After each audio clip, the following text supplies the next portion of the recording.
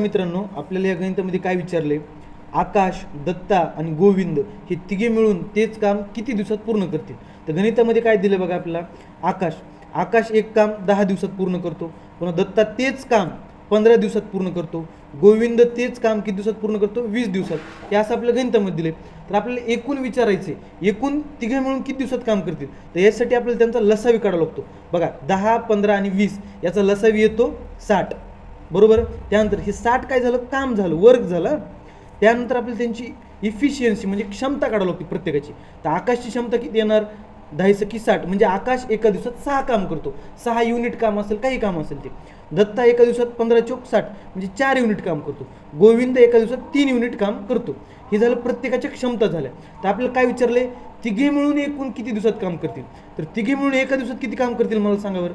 हे प्रत्येकाचं एका दिवसाचं आहे ना. तिघे मिळून किती करतील, 6 आणि 4 10 आणि ही 3 13.